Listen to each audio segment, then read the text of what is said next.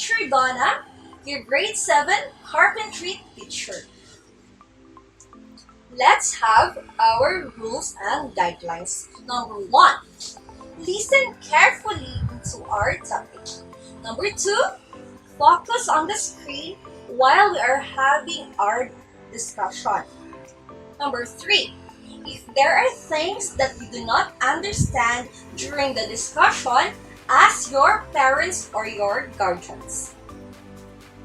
So now, let's have our objectives.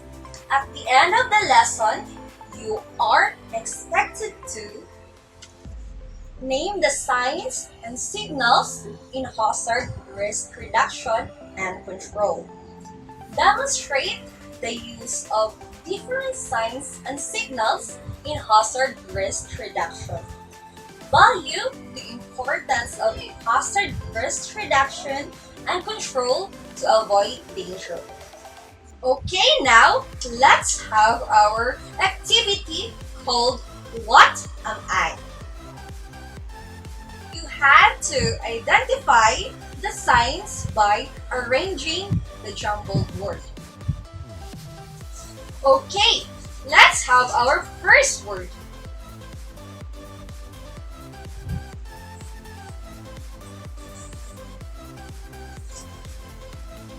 And the first word is caution signs. Okay, let's have the second word.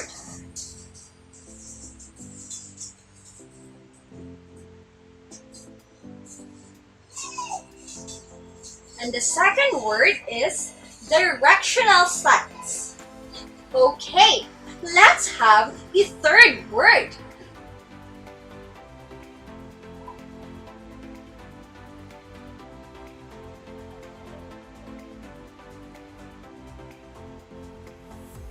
And the third word is danger signs. Very good, everyone. Job well done. Since our subject is about carpentry, I would like to ask some questions that would remind you for this topic. What are the requirements in conducting and identifying hazards?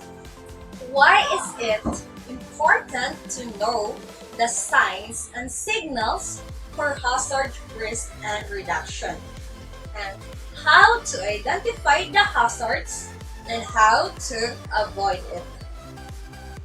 Okay, let's begin the lesson. Hazard and risk identification and control. Requirements in conducting and identifying hazards. Survey the workplace to identify the hazards.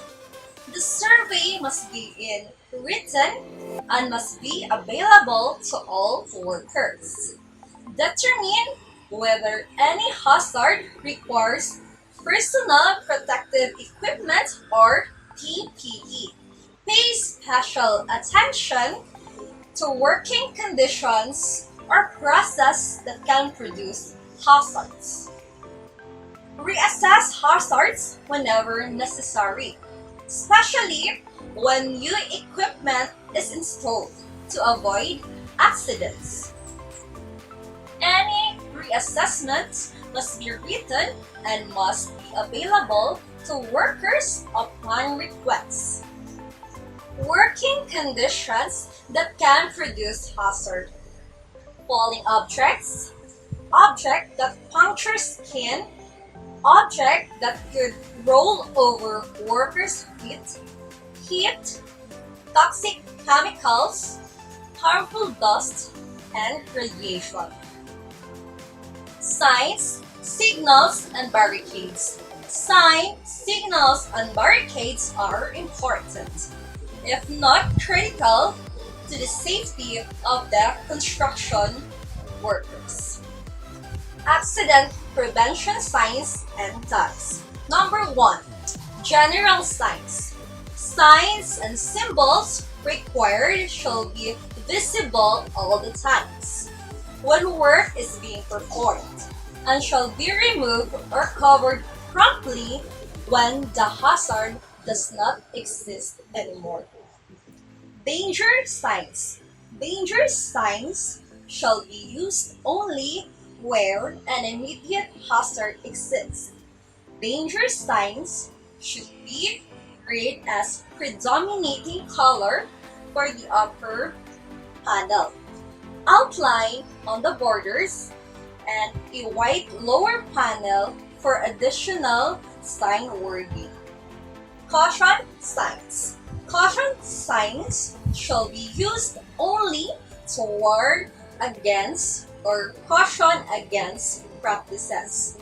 Cautions shall be yellow as the predominating color, black upper panel on lowering of caution on the black panel, and the lower panel for the additional sign wording. Black lettering shall be used for additional wording. Standard color of the background shall be yellow, and the panel black with the yellow letters. Any letters used against the yellow background shall be black. The colors shall be those of the opaque glossy samples. Exit signs. Exit signs, when required, shall be lettered in legible red letters, not less than 6 inches high, on a white field, and the principal stroke of the letters shall be at least 3/4 width. Number 5. Safety instruction signs. Safety instruction signs, when used, shall be with green upper panel with white letters to convey the principal message. Any additional wording on the sign shall be black letters on a white background. Number 6. Directional signs.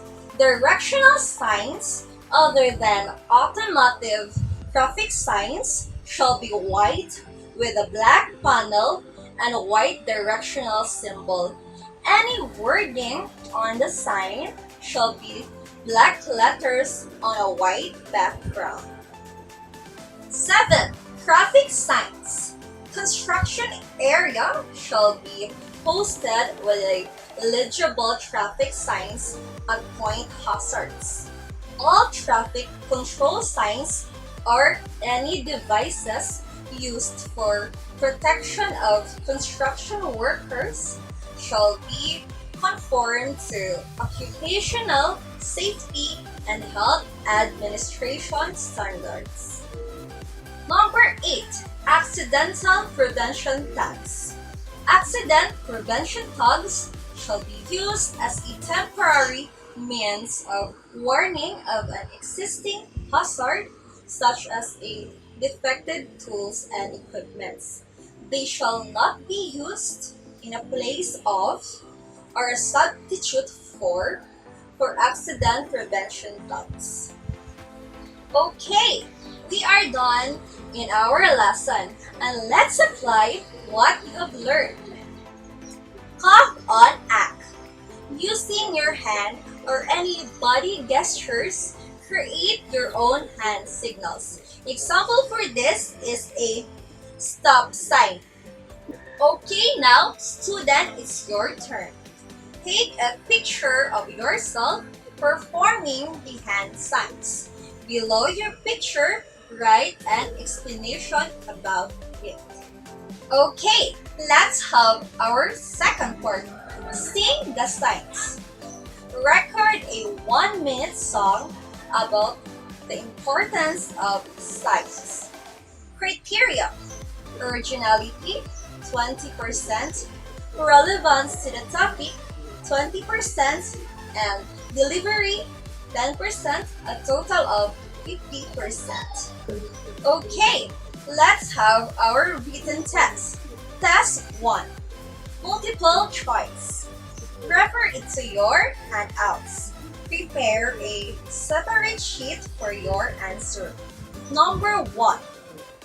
Your employer must conduct a hazard assessment in order to blank? A. Avoid accident. B. Promote accident. C. Eliminate accident. D. None of the above. Number 2.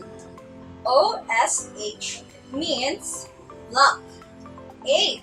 Occupational service healthy. B. Occupational safety and health. C. Occupational safe and healthy. D. None of the above. Number 3.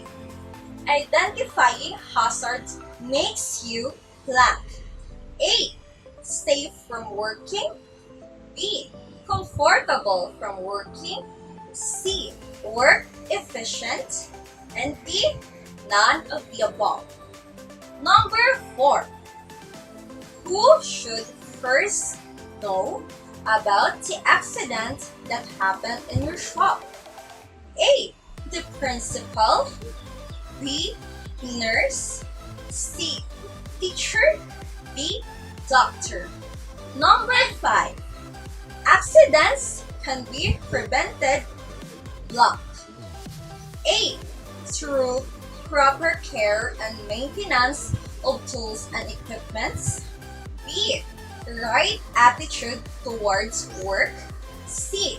If you have a good knowledge about safety practices. D. None of the above. Okay, for test 2, draw the following signs correctly. Number 1, the stop sign. Number 2, the danger sign. Number 3, the poisonous sign. Number 4, slippery when wet sign. Number 5 is the up sign. Okay, for our assignment number 1, find the signs. List down and take a picture of any signs and signals that you see in your community. Assignment number 2. John is a construction worker. He did not wear his PPE during his work. What hazards will he might meet in the workplace? And that's end our lesson for today. If you have questions, clarification, you may contact your subject teacher. I hope you enjoyed our lesson. This is Teacher Donna. See you in the next lesson. Keep safe and God bless.